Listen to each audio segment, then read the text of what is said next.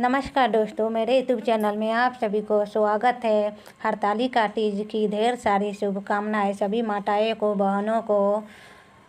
शिव पुराण के अनुसार भगवान शिव और माता पार्वती का पुनर्मिलन हुआ था। दोस्तों, एक बार ढो लेना अपने माता पार्वती को उनके पुनर्जन्म के बाद याद दिलाने के लिए तीज की कथा सुनाई थी। भगवान शिव ने कथा सुनाते हुए कहा, पार्वती तो मुझे पति के रूप में पाना चाहती है, जिसके लिए तुमने हिमालय पर्वत पर कठोर तपस्या किया। तुमने सर्दियाँ, गर्मी, बरसात आदि सभी कष्टों का सहा। इस देखकर तुम्हारे पिता बेहद दुखी थे। एक बार भगवान विष्णु के कहने पर देवर्षि नारद तुम्हारे घर गए और उन्होंने तुम्हारे पिता से कहा कि विष्णु भगवान आपकी पुत्री से विवाह करना चाहते हैं। हुआ था कि क्या राय है। यह सुनकर पर्वतराज बेहद खुश हुए और वह अपनी पुत्री का विवाह भगवान विष्णु के साथ करवाने के लिए तैयार हो गए। यह समाचार नारद जी ने विष्णु भगवान को दिया, लेकिन जब यह बात तुम्हें पता चली तो तुम नाराज हो गई, क्योंकि तुमने मेरे लिए घोर तपस्या किया था और तुम मुझे मन ही मन अपना पति मान चुकी थी।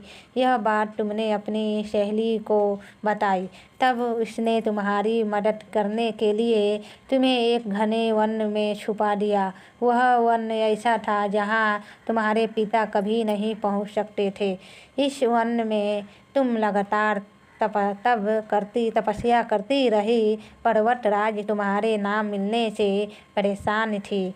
वह इस चिंता में थे कि यदि भगवान विष्णु बारात लेकर आ गए, मैं ही हूँ, तुम नहीं मिली, तो वह नाराज हो जाएंगे। भोलेनाथ माता पार्वती से कहते हैं कि धरती पाताल एक करके भी तुम्हारे पिता तुम्हें नहीं ढूंढ पाए, क्योंकि तुम उस वन में एक गुफा के अंदर मेरी आराधना कर रही थी।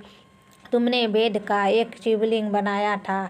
तुम्हारे तब से प्रसन्न होकर मैंने तुम्हारी मनोकामना पूरी करने का विचार किया। इस बीच तुम्हारे पिता तुम्हें खोज लेते हुए गुफा में पहुंच गए।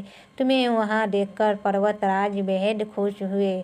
तुमने अपने पिता से कहा कि तुमने मुझे अपना वरण चुना है और इसके लिए घोर तपस्या किया है, और आज कह तक सफल हो गया है। भोलेनाथ ने मेरा वरण कर लिया है। अगर आप मेरा विवाह शिव जी से करने को तैयार है तो मैं आपके साथ चलूँगी। यह सुनकर पर्वतराज तुम्हारा विवाह मुझसे कहने को तैयार हो गए। इसके बाद तुमने विधि विधान से हमारे विवाह संपन्न कराया है।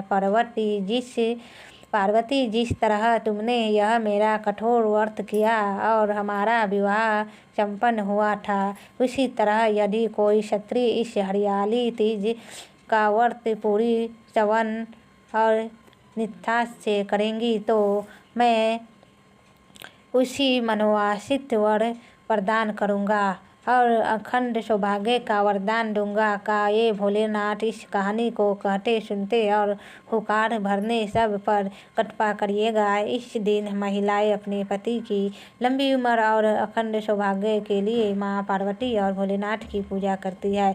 जय भोलेनाथ, जय माता पार्वती। नमस्कार दोस्तों, कैसी लगी मेरी वीडियो? लाइक शेयर ज़रूर कीजिए, सब्सक्राइब कीजिए फ्रेंड। मेरे चैनल में पहली बार आए तो सब्सक्राइब कर लीजिएगा। नमस्कार दोस्तों।